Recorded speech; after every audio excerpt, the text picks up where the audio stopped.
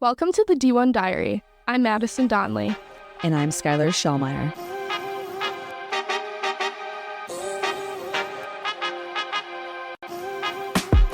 This podcast is to give current and former athletes at the collegiate or professional level the light to share their individual and personal stories about life during athletics and everything behind the scenes.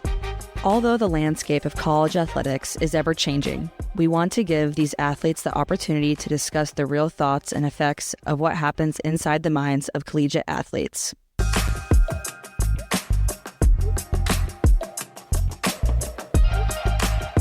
Welcome back to the D1 Diary. Today we have one of my former teammates, technically my little cat from Northwestern, Reilly Riggs. We're so excited to have you. Former D1 soccer player and now Ironman competitor. And we are so excited to hear about your journey. Going into our first question today, Skylar, do you want to kick us off? Reilly, can you share your transition from being a swimmer, because you were a swimmer until 8th grade, right? Yep. After swimming, you transitioned to soccer. Can you talk more about that transition and how you got to Northwestern? Yeah, long story. I'll try to summarize it a little bit. Soccer, surprisingly, was actually my worst sport when I was growing up. I dreaded practices, honestly. You play multiple, other than just swim and soccer? Yeah, I played basketball as well. Okay, nice. So those three were my main ones. And swimming was my best sport out of the three. Something about just the cold water and everything about it I just didn't enjoy at that age. So I quit pretty early compared to soccer and basketball. And growing up swimming, we had triathlon every year for the country club I swam for. Cool. So that's kind of that. And then obviously ended up playing soccer in college. Had to medically retire my sophomore year, and then, well, it's technically beginning of junior year, I guess, but I didn't play all of sophomore year. After kind of losing that in the competition part of my identity, I felt like that was missing, and I wanted to be a part of something, a community, and have something to train for, I guess. So I kind of thought triathlon, since I can't play contact sports, triathlon was kind of the thing that I went to, and yeah, now we're here. What age did you quit swimming? I quit in middle school. Okay. I don't remember the exact age, no. But so yeah, maybe middle too school. young to start being recruited. Would you say swimming was your best sport? Oh yeah. Wow. I even at that age you can qualify for state and junior Olympics, and I was going to all those meets already by then. I don't know how swimming recruiting works, but were coaches looking at you at that age? Because I know it's not. No, it's not like that at too all. Young. Yeah. Okay, way too young. Okay. Just time qualifications for those certain meets. Okay. And obviously depending on whatever event you were doing. Okay, you quit swim. You were still playing basketball and soccer throughout high school, correct? Well, so I was playing travel basketball, travel soccer, and then get to high school, I have club soccer. And so I tried out for basketball for my high school team, and everything was great. I made varsity. It was going to be awesome. I was really excited to kind of still have both sports, because I wasn't really ready to pick yet at that time, because soccer I was still developing. I actually played goalie. Oh wow. So I had just transitioned as a field player, so I kind of wanted to see how that went as well. My club coach at the time did not want any of us to play other sports. So basically he planned all our stuff so that it would conflict with my high school basketball schedule. So I couldn't commit to being on the team. So that's when I quit basketball.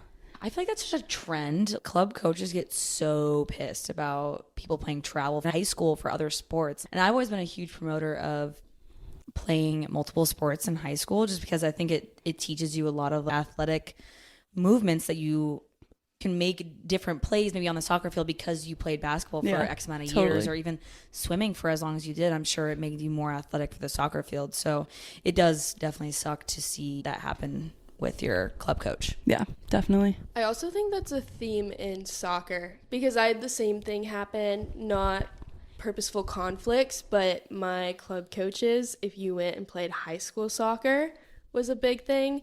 They were going to bench you during the fall. Dude, yeah. It's a cutthroat environment, because I played travel basketball and my coach never had an issue with conflicts with soccer, but it was always the soccer had an teams. issue Yup. with. Yeah. If you went and left and played high school, it was, in their eyes, a big middle finger to the club team because they took it so seriously. And I don't know if it's because at the time recruiting was so young. So if you're still a freshman and have every right to be undecided about your sport, but needed to be decided 5 years ago and maybe not anymore because they recruit junior year. I don't know if that's any different now. Yeah, it might be. Yeah. I don't know. I just know, the club soccer coaches were not messing around and you had to commit to them. Yeah. It's funny too because I was better at basketball and I liked basketball more, but I still chose soccer. It's crazy. Yeah. You're gaslit into soccer. Something like that. Was that a you decision, or do you think your parents had a lot of influence on what path you took? No, fully me decision. My parents never forced me into anything. Obviously, they liked having all of us in sports growing up, and swimming they kind of put all me and my siblings in just because that's kind of a life skill you should have. Yeah. But yeah, that decision was fully me. I still didn't like soccer at that point, but I think when I transitioned from goalie to field, basically my coach at the time told me I would never make it. And he said I wasn't good enough to play field, essentially. And I basically had all these people telling me that if I didn't keep playing goalie, I basically wasn't going to have a career in soccer. I was only going to have a career if I was a goalie. When you made that transition to field player, I know for college you were put as a defender because of your height. Yep. Was that kind of the natural pathway from goalie to defender, or what was No. that like? I played every position, and then center back was my last position I played. I didn't get moved to center back till I think it was the end of my sophomore year in high school, or mid-sophomore year. And then you got recruited as a center back. I mean, it all happened so quickly. I got out of the goal, I played forward, and then I got switched to outside mid, which half the time outside mid's not even a thing in college based on formations we play. Of course. Yeah. And then once we got older in club, obviously the coaches started playing more of like a 4-3-3 with a triangle in the middle or something. So I got switched to midfield for a very small amount of time, and then outside back, which I played my first 2 years of high school, and then finally center back. So switching all these sports and switching all these positions on the soccer field, did you feel like you identified with a center back? Because I know me, growing up, I strongly identified as an attacking player. And if I was moved around, I don't want to say I took offense to it, but I was like, oh, this isn't where I should be. And I could play multiple positions, midfield, defense sometimes, or attacking, whatever. But in your head, how did you identify? So I got switched I grew really late. Like I went through puberty super late. So when I was switched is kind of like after that huge growth spurt I had. So I was really tall, and that's kind of where my club coaches at the time saw potential for me. And initially I did not feel like it was where I belonged. I mean, center back, aside from like goalie, is kind of the leader on the team. Just because you see the whole field, that's kind of like you're supposed to be directing everyone. And I still had no confidence in my soccer ability at the time. So I think that was the hardest part of the transition. But in terms of the skills, the soccer skills I had, like heading, winning out of the air, reading the game, I think I belonged in the center back position. But the communication part was kind of a hard thing to get over for a while. That makes sense, especially being a freshman on a college team. Yeah. Already, I think you lack confidence. Yeah. So to be starting in a leadership position that you've only been playing for a few years, which is nuts at the college level, Yeah. I could see that being really challenging. Yeah, definitely a unique experience. How did you end up at Northwestern? You obviously got recruited. What age did you get recruited, and what drew you there? I believe it was I committed the summer going into my junior year. I didn't really know for a while if I wanted to actually play in college. Growing up, I always wanted to be a professional athlete of some sort, and then obviously I had narrowed down my sport to soccer, but I kind of lacked the confidence, still didn't really love the game, so didn't know if I wanted to carry it on into college. I think most of it was just because I didn't know that I'd have the ability to do so.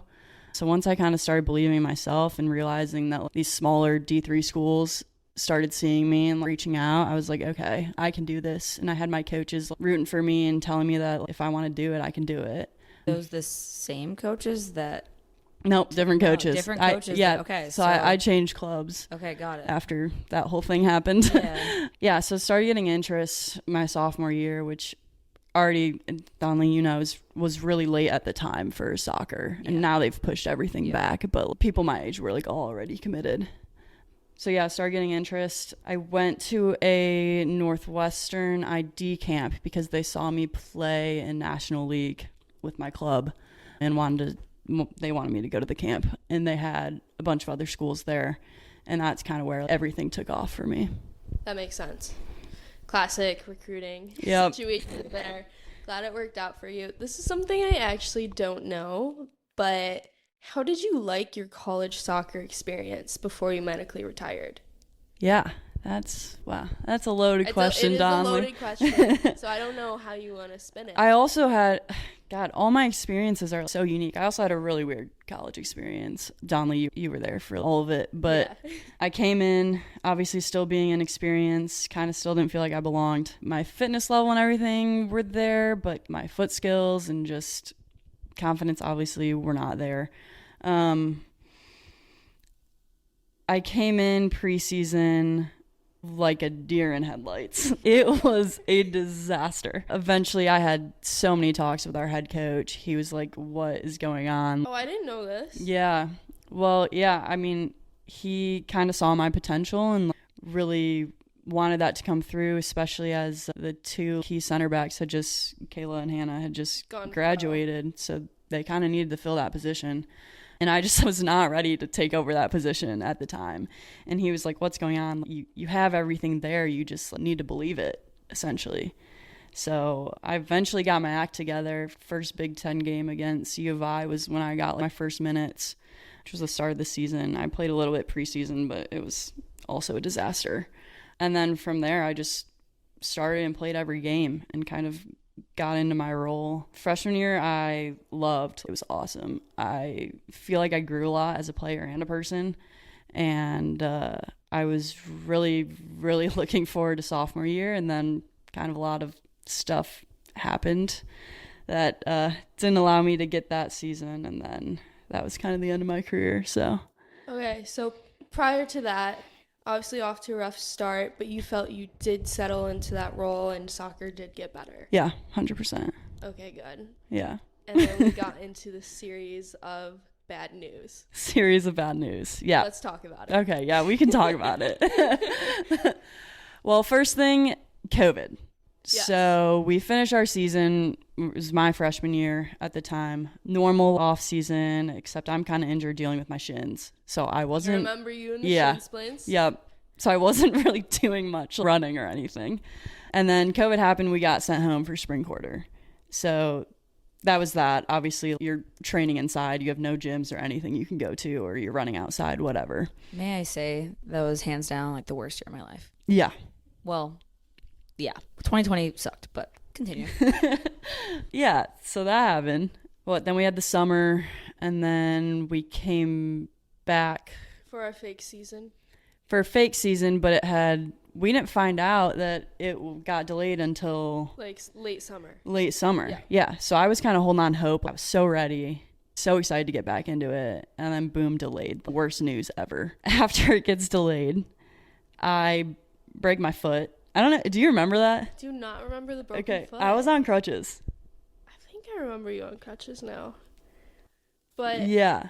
When I was fucked up, but yeah, you were out like most of the time. I was out too. It was my fifth metatarsal on my right foot. I landed on like a garden rail. And so the this thing was practice? Dude, the thing was huge and I was like trying to practice on it, but I couldn't even walk. Can we explain the garden rail? And Danielle's like, do you know what like a garden rail is? There's like explain. They're this high and they're like really thin silver things. Okay, this wasn't around our field, was it? No. I was doing my own activities. What activities? Oh. Drinking activities? No. Oh. Wait, what activities? No, I was sober. Skipping across campus. Oh, there's a garden rail. I was playing football. Okay. Yeah, like pass, going up to catch. Yeah. And just went down on the guard because like I was looking at the ball as I was running. Of course. And nothing else. And then I jumped up for it.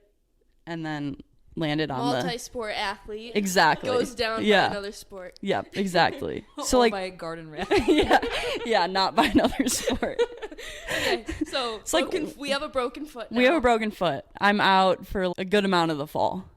And you know how long our workups are to get back into play, our running progressions and everything. Yeah, so I'm doing that. Whatever. Winter quarter comes around. I'm still kind of lost my touch a little bit, still trying to get back into things. Then we go on winter break. I go to Disney World with my family. I come back with mono. Yeah. So for those of you who have never had mono. Fuck, mono blows. It is, I've had COVID 3 times. I had mono, literally COVID, I think. Like 2020. And of course during COVID you get mono and not COVID. The worst. Mm-hmm. Like my throat hurt so bad. How long were you out for? Well, it was during the summer. So I didn't have to actually sit out. How long did you feel like crap for? It was probably a month. Yes. And they put me on prednisone though. Right away I felt way better. Wow. But I didn't get that. I'm sorry. Yeah. So I come back. Everyone thinks it's COVID. I'm on my deathbed, sleeping for hours. I can't get up. I'm on my deathbed. Our trainer at the time sends me to the hospital, NU Health Services, whatever it's called. And they do 70 different tests on me. COVID test, flu test, mono, strep, all of it. Racking up the Northwestern bill. I'm racking it up. Yeah. Dude, I cost that place so much money. And you probably did too. Yeah. Come back, result is, I think they actually couldn't find it for a while because the mono is a blood test. So all those came back negative, and then, got the mono. I was so tired. I was sleeping all the time. It was terrible. Anyways, I was out for that for so long. And then the running progression is even longer than what I had for my broken foot because you don't want to rupture your spleen. Or something with the heart, too, I thought, for mono. Yeah, it's both. So, I mean, that took forever. And then season is starting right when I come back from that. Our spring COVID season, which was pathetic to begin with. Yeah, it was just not a real season. Pathetic is the best word for it. Yeah. No offense to the Big Ten or anything, but no offense. Offense is needed. F the Big Ten for that. It was awful. Yeah, and then I'm kind of getting back into the swing of things. It had been forever since I've been out, and I mean, you both know playing sports when you're out for a while, you lose a lot quickly. Yeah, just because you don't have that consistent training that you had before. And it was also mono, so my body had decayed. Yes. Yeah, so I just had a lot going on. I'm back for a few weeks training. And then I think we were a few games into season, and it was outdoor practice. I get nailed in the head. In a practice, of course. By a ball or by another head? So, okay, all my concussions in high school were all head-to-head collisions. This one was by a ball. One of my teammates had shot it. I was defending. She had shot it literally a yard away from me, and it just came up straight, hit my head. I jolted back. Lost my vision for a little bit. It was kind of unbalanced. I have a video of it. It's kind of funny. But yeah, I mean, growing up, just being in sports and having injuries, and my dad being a doctor, I kind of learned to push through everything, which with a concussion is terrible, but I've done it with 2 of them. So I tried to do it with that one. We went to a lift right after that practice, and I was doing a completely different lift than what the rest of the team was doing. That's not good, Reilly. No, not good. But even after that, I didn't tell our trainer. I tried to go a couple days, and then I think it ended up being Rowan who told Danielle. Oh, it was really? Yo, Riley's unwell. Riley's on a different planet. Yeah. Check her out. What were your symptoms like? It's kind of crazy that you were able to kind of hide it for as long as, if your symptoms were that bad, how are you able to hide it? Yeah, so obviously couldn't hide the doing a completely different lift thing. I don't know how you guys did it with softball, but we, before each block, we would huddle up. Yeah. But I didn't go to the huddle. I was doing lunges or something. And then one of my teammates was like, Reilly, what are you doing? You can hear that. I just the brain wasn't working. Oh my God. Yeah. Okay. Lights were out in the brain. Yeah, exactly. Yeah. Okay, so Obviously, that sucks. I think we had a conversation at some point, and maybe this is wrong, but I thought you had like 5 concussions. Yeah, that was my 5th. I don't know if either of you have had concussions before, but each one you have gets progressively worse, and the recovery time gets longer each time as well. It's just kind of how. So that was number 5. That was number 5, but I had only reported 2 before that. So that was technically, once I reported it, that was my 3rd reported concussion. Yeah. And so you knowing it's number 5, like what played into the decision of you having to step away, and I know having to go through some like oxygen treatment for the brain? Yeah, well, that's kind of a long story. I wasn't really given much of a decision, but I guess to start initial with the first part of that question, knowing that that's concussion number 5 and knowing what my symptoms were like I was definitely scared. What were the symptoms? Right, yeah. Basically, when you take a concussion test and they tell you to fill out your symptoms or rank them, I had basically all of them on that page. Yeah, it was bad. I was emotional. You are not an emotional person at all. Emotional, constant headache. It literally did not go away for months. Yeah, light sensitivity, noise sensitivity. Couldn't think straight, couldn't remember anything, couldn't pay attention to things, couldn't multitask. What did you do when you were emotional? I haven't met emotional Reilly. What did I do? Yeah. I don't know. I just I would cry sometimes. Yeah. Yeah. We're messed up. I know. That's when you know I'm messed up. Okay, so really not good. Yeah. And they weren't going away. Did they talk about long-term outcome if you continue playing? And you said it wasn't your decision. So what do you mean by that? This was a long process. We didn't really get to that until the summer we came back going into my junior year. So this concussion's at the end of sophomore year. In the spring, I take an impact test. I think I'm remembering this correctly. I actually had to go back. I had a journal at the time that I would write in. And I had to go back and read it because I honestly kind of forget some of the stuff from this period.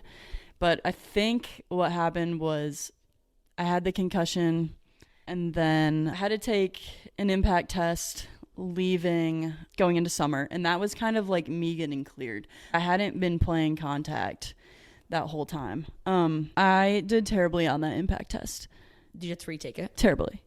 Yes, but I was also going home for summer. So it was just kind of do your fitness training, work on your foot skills. I never had a summer team anyway because our summers ended up being 2 weeks long, 3 weeks long, since we kept pushing up our pre is what we called it, preseason. So came back in the summer and still had all these symptoms. I couldn't remember anything. I had to write things on Post-it notes. I had Post-it notes all over my room. Yeah, to remember things. How impactful was that for your extremely, day-to-day life? Yeah, extremely. I think that was one of the hardest parts of the whole medical retirement too, because not only was I losing soccer, a huge part of my identity and just sports in general, but I didn't feel like I could function as a normal person day to day. Wow. Yeah. Oh man, I'm sorry. That's okay. Yeah. It happens. I wouldn't be here if it didn't happen. So yeah. So you had this impact test, and then all of a sudden they're like, "You gotta call it quits." So no, I was kind of expected to just go back. I had to take another impact test and then just start playing again, essentially. But there was one defining moment because I was not gonna tell anyone again what was going on. All my roommates and friends knew because they were around me and they experienced it firsthand. Someone asked me who the president was at one time and I couldn't even say who it was. I feel like that's a really big topic around concussions. Obviously, no athlete wants to admit that they're hurt or injured because you want to play, right? Yeah. And I think deep down, you know what the right move is. You should tell people, but you're like, no, I want to play the sport I love. I'm here to play my sport. And this is all I've known my entire life. And then you're like, well, this negative consequence happened when I told somebody. And I don't want to tell anybody ever again. It's so common. Yeah. But I mean, shout out to you for speaking your mind and stepping up.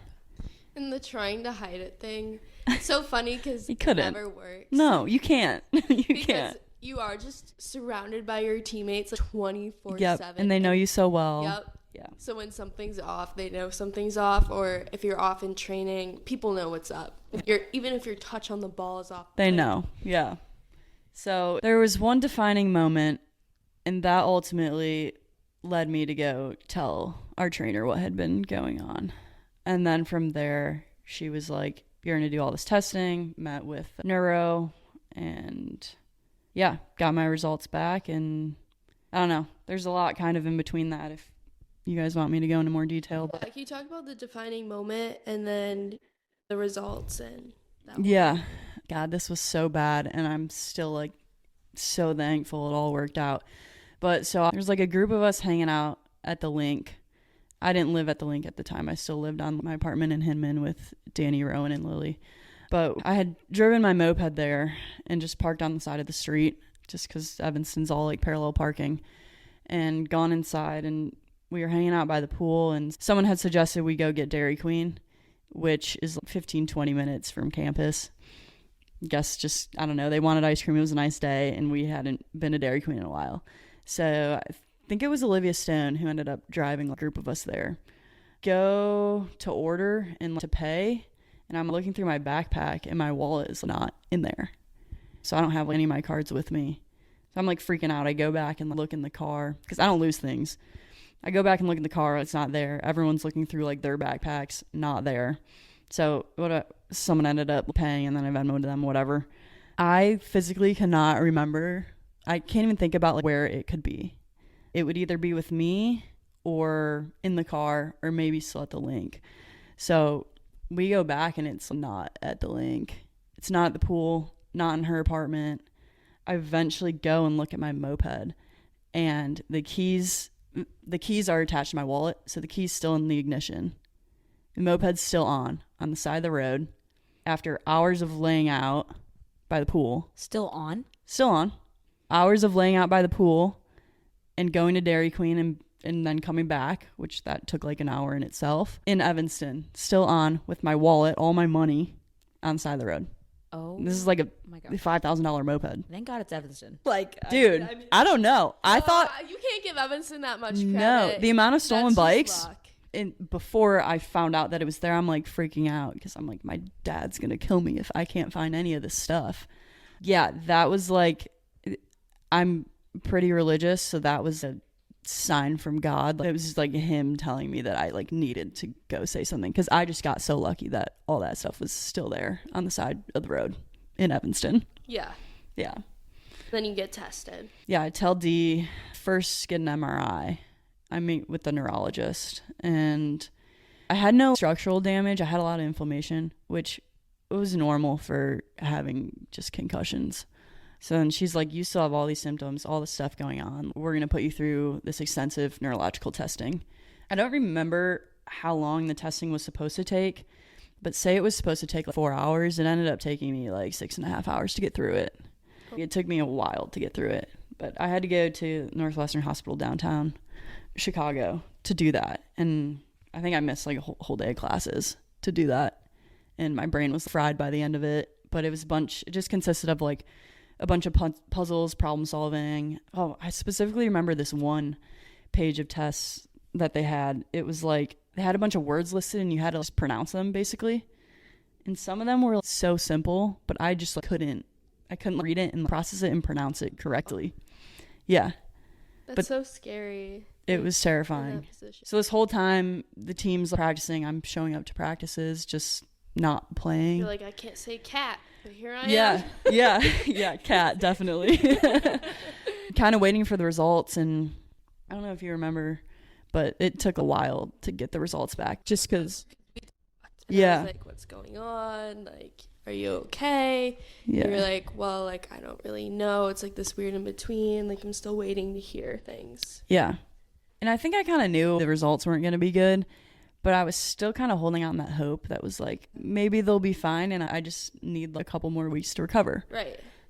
Their analysis of the testing took a while. They do a deep analysis. They sent me a whole report once it eventually came back. That was a tough conversation. I was in Danielle's office, and got the report, and then the neurologist was going over it with us, and I was just like bawling my eyes out the whole time. Essentially said that I had a frontal networks dysfunction. So like anything with like higher level complex thinking, problem solving, memory, attention, all of that was impaired.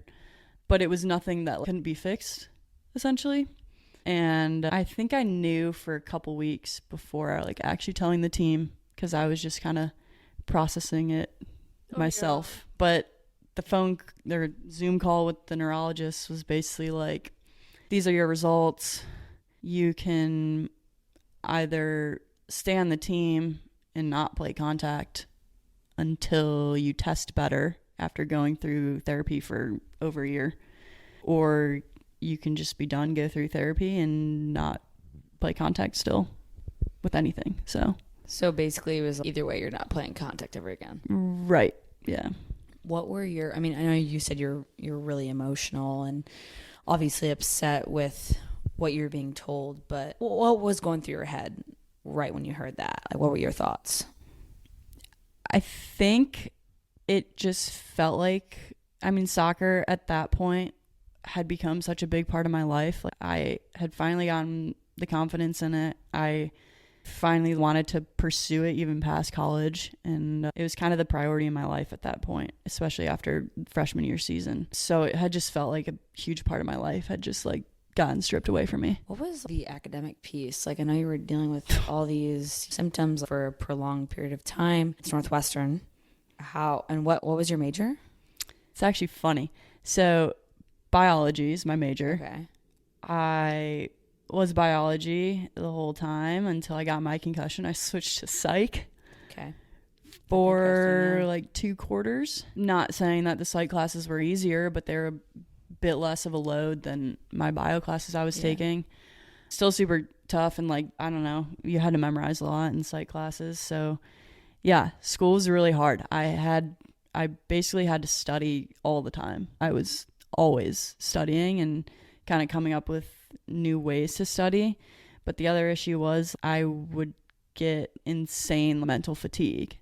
So I kind of had to balance studying all the time to be able to actually absorb information, but also not studying too much to the point where I just couldn't even look at it.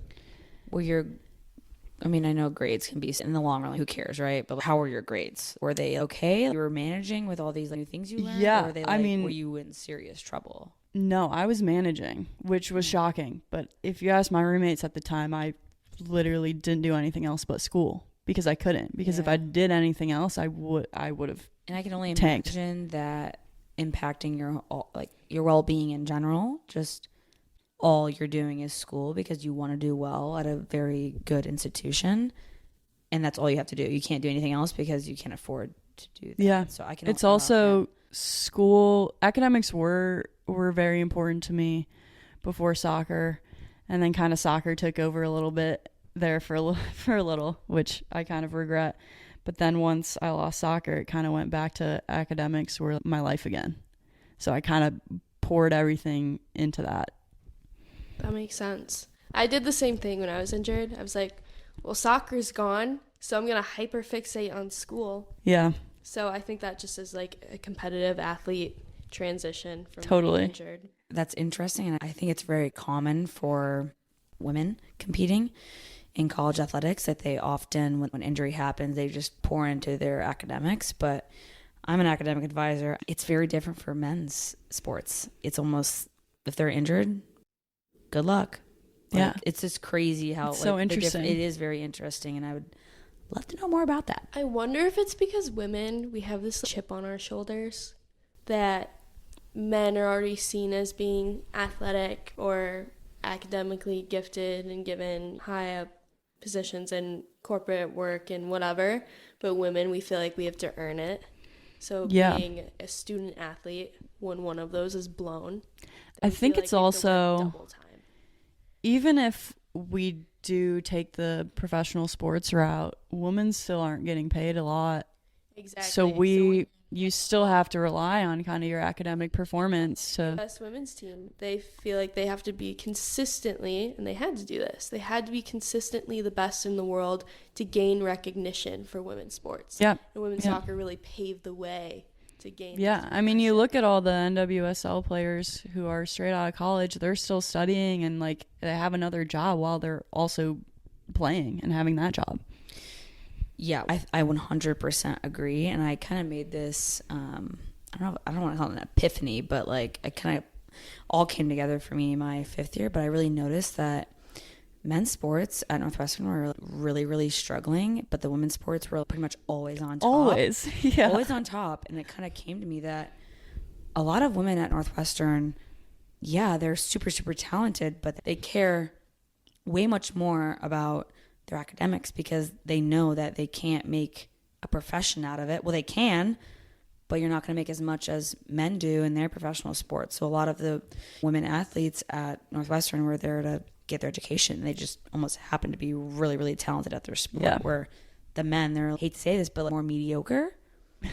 Like, I mean, they were just trying to get their bag in sport. Like, I mean, am I wrong? Like, I don't know, but I don't want to say mediocre, but I just feel like the women and were not more all of them, talented but and hardworking. Yeah, totally. Yeah, I mean, eventually I ended up switching back to bio and kind of completing that out, but. Well, I'm glad that worked out for you. And just circling back to your treatment, and then we'll move on to your current competitions. Did the treatment help? What did that look like? And how long did you have to do that for? Yeah, the length was kind of up to me. So I started doing it every week. It was a lot of the types of exercises that were on the neurological testing that I did. So puzzles and problem solving, and they tried to also imitate. Random example, if I went out to a restaurant and I had a lot of background noise and also people talking to me, one, I'd get super tired and just couldn't even listen anymore, or two, I'd be so distracted that I couldn't engage in the conversations that were happening at my table. So they tried to mimic environments like that as well. So there's a lot of stuff with noises and memory and puzzles and all this random stuff. So that was weekly. Eventually got down to doing it bi-weekly and then once a month. So kind of through that progression, that's kind of what me and I don't know what her actual title was, but I just call her my brain therapist. That's kind of what we decided upon. I thought you had some sort of brain oxygen therapy at one point. No, you didn't. I never did, but I've heard a lot about that, and I kind of wish I did. And then I was also doing a lot of, with our concussion specialists, a lot of stuff with the sticks and depth perception and like all that. Yeah. Gotcha. So start to finish, how long do you think you did that for? This is my entire junior year. Okay, so full year. Full year, yeah. And then obviously you were doing therapy during this time period. When did you start working out again? And then when did you start looking to anything competitive again? Yeah, so the working out piece of it was interesting. Traditionally with concussions, everyone was like, sit in a black room, that's basically all you can, dark room, it's basically all you can do. Working with our concussion specialists at Northwestern, they're basically like, there's new research that suggests certain nutrition and then also like a little light activity can actually help, and getting out in the world can actually help. So I think I did light 10 minutes on the bike every other day or something, and then kind of wasn't isolating myself in a dark room. I mean, initially when I got the concussion, I was sleeping for like 20 hours, 17 hours straight. It was insane. But yeah, so like kind of moderate activity. And then as I was going through, kind of all these symptoms were kind of lingering, I was working out. I just wasn't doing contact, but I was running and doing cardio and lifting and all that the whole time. Gotcha. And then in terms of triathlon, I had kind of enjoyed my freedom of working out after soccer, to be honest, kind of picking like what I wanted to do, because I am very passionate about fitness. So I think that was kind of fun for me. But eventually I was starting to get a little bored, kind of not having a structure, something to train for. And like I said earlier, I kind of wanted to be a part of a community, and I kind of just missed competing. So it was, my first triathlon after soccer was summer going into my senior year, and it was just a sprint triathlon. So super short distance, super chill.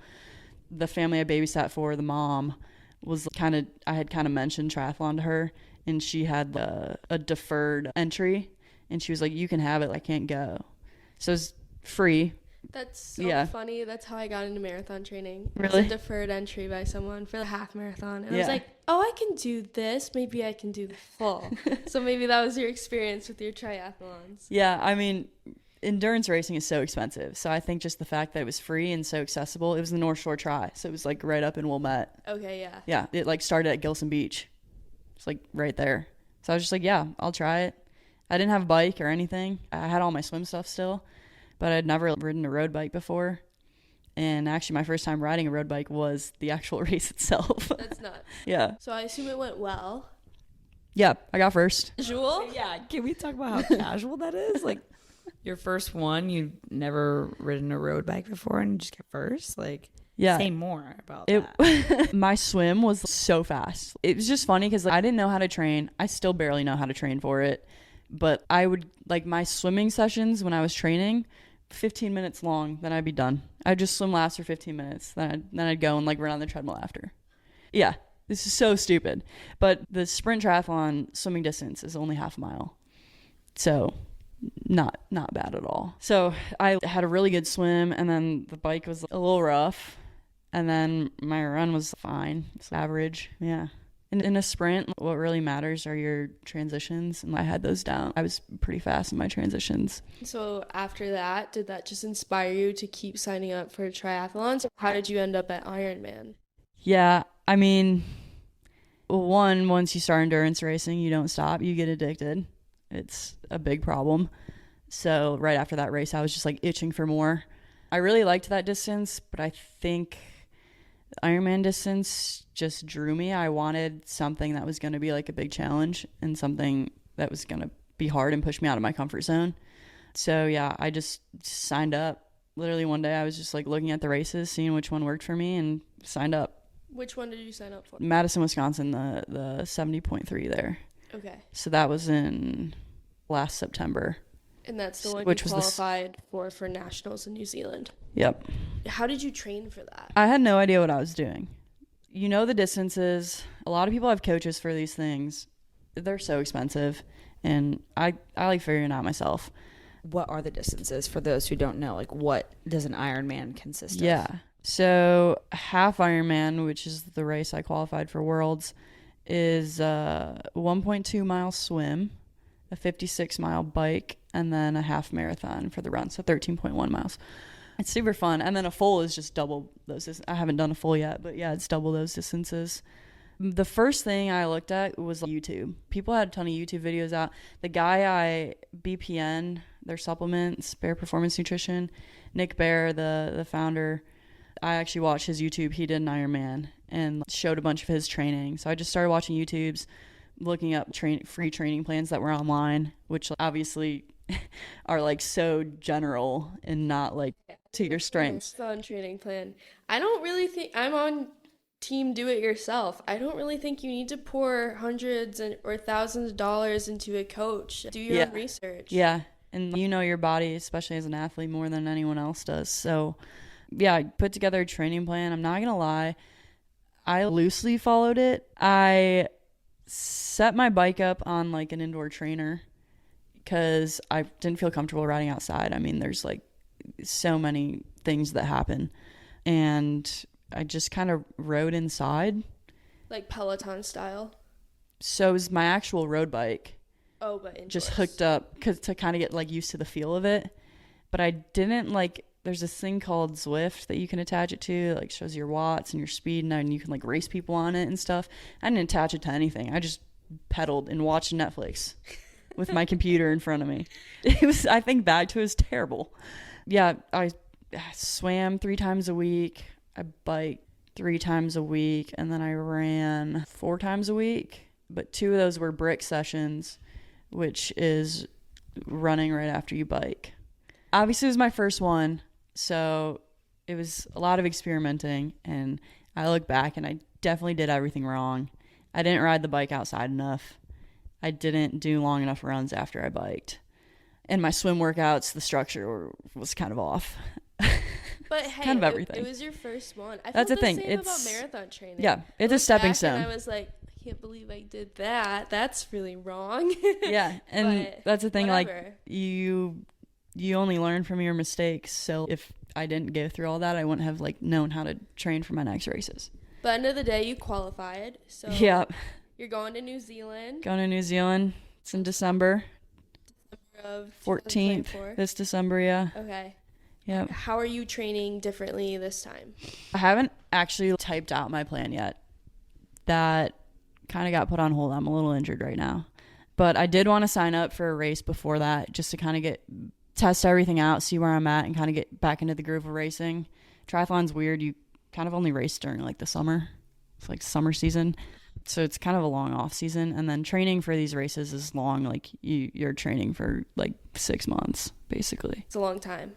Yeah. Marathon training, I feel like it's like 4. So yeah, it's still up there though. That's That's marathon. What do people do for right. the fulls as far as training? like not like 9 months, I think, is like when they go hard. Yeah. Do you want to do a full eventually? I will definitely do a full eventually. In terms of actually racing it and trying to qualify like I did for the half, probably not. I think the half is kind of more my speed.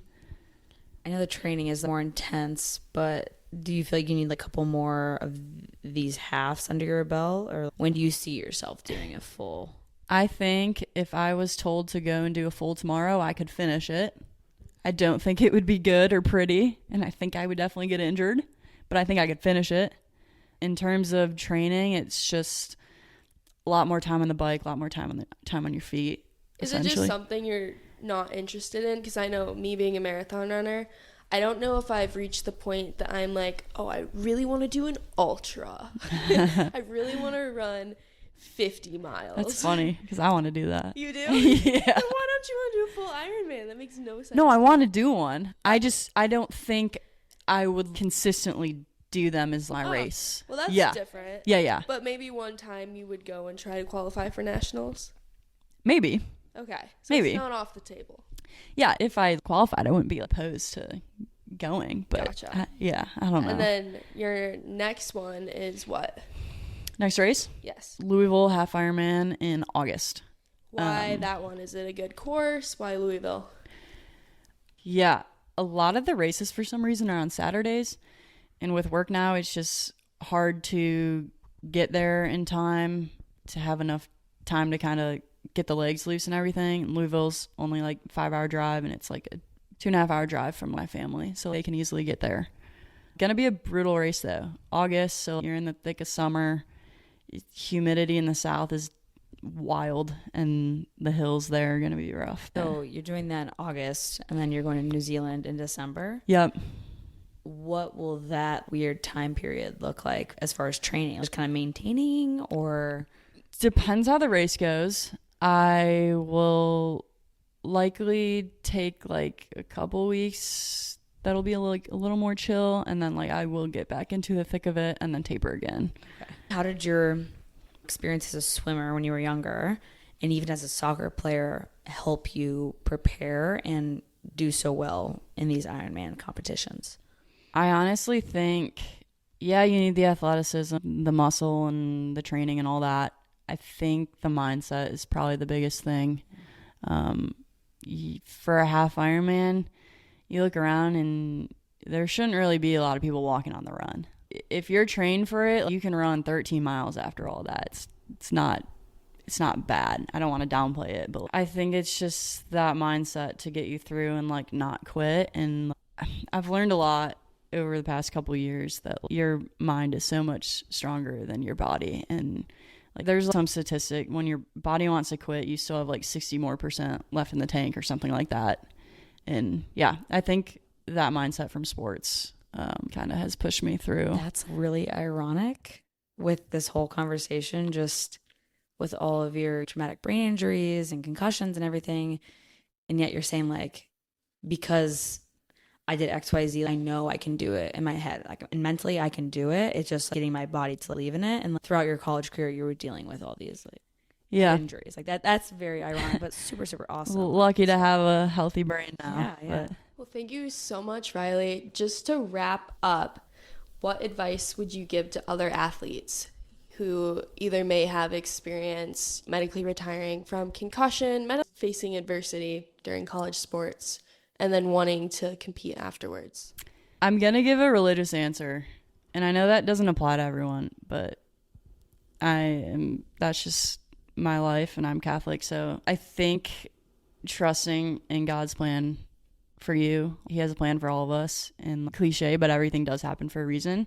And you kind of just got to remember that and kind of trust in that. I love that. Yeah. Thanks so much, Reilly, for coming out today. You have a great story, and we are so excited to share it with everyone. Yeah. Thanks for having me. Thanks, Reilly. Email us, DM us, reach out to us, and we look forward to next week. But thank you so much for listening. We really appreciate all of you. Follow us on Instagram, TikTok, YouTube, all of the socials, and just follow along with our story. Okay. Bye.